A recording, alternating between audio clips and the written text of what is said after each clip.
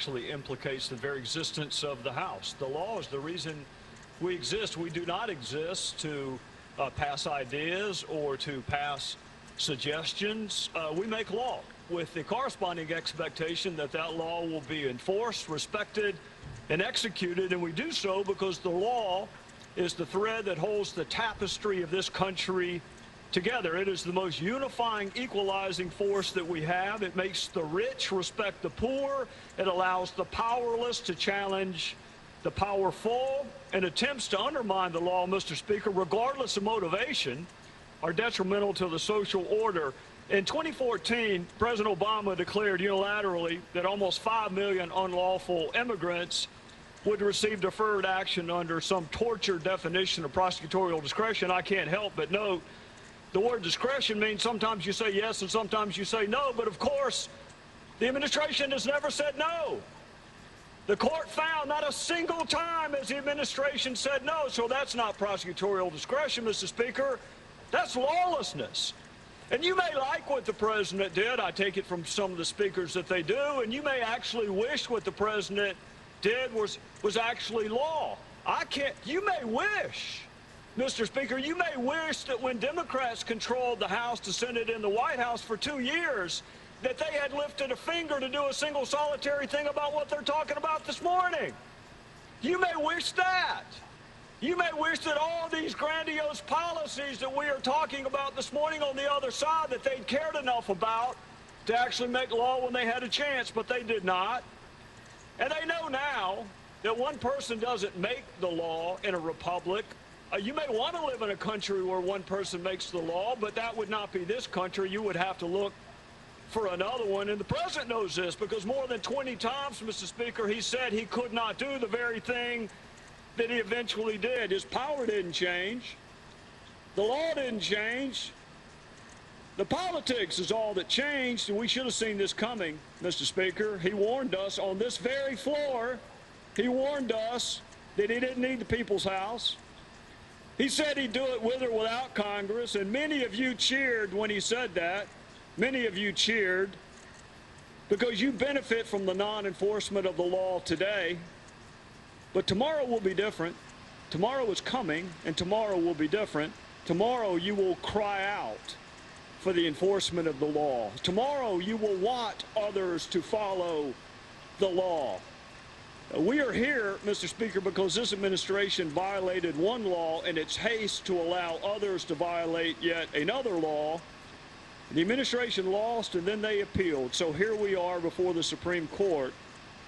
For too long, Mr. Speaker, Congress has let the executive branch engage in constitutional adverse possession. Today it's immigration. Tomorrow it will be some other law. And one day, I'll say to my friends on the other side of the aisle, one day your party may not control the gears of enforcement. One day a Republican president might decide that he or she doesn't like a law and is going to ignore it and fail to enforce it. For more than 2 centuries, Mr. Speaker, the law has been more important than any political issue.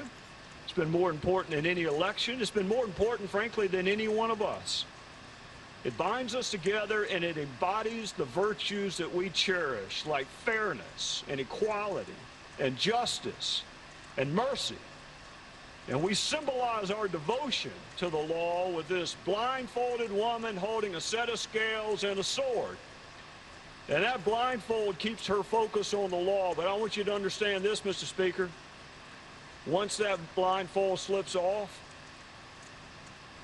it's gone forever. You can want to put it back on, but it is gone together, because once you weaken the law, good luck putting it back together. So once you decide that some laws are worth enforcing and some are not, once you decide that some laws are worth following and others are not, you've weakened this thing we call the law, and you have weakened it forever. Let me just tell you this. I'll say this, Mr. Speaker. It doesn't take any courage to follow a law you like. That doesn't take any courage. Following a law you like? What takes courage, which makes us different, is we follow laws even that we don't like. And then we strive to change them legally. That is the power and the fragility of the law. But once it is abandoned, it is weakened in the eyes of those we expect to follow it. I'll say this, Mr. Speaker, in conclusion. In the oath of citizenship that we require new citizens to take, could I have 45 more seconds? Minutes. The gentleman is recognized for 2 minutes. Thank you, Mr. Speaker.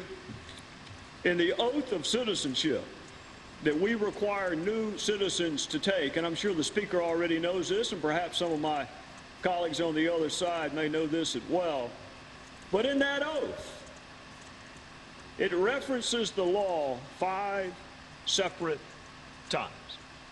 5 separate references to this thing we call the law in the very oath that we want new citizens to take. 5 times in a single paragraph. Mr. Speaker, good luck explaining why new citizens should follow the law when those in power do not have to. Good luck explaining the difference between anarchy and the wholesale failure to enforce a law simply because you do not like it.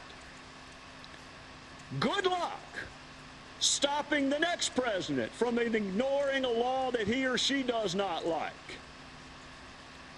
If the president can pick and choose which laws he likes, then so can the rest of us. And you have undermined the very thing that binds us together. So be careful what you do today. Tomorrow is coming. With that, I would yield back. Gentlemen.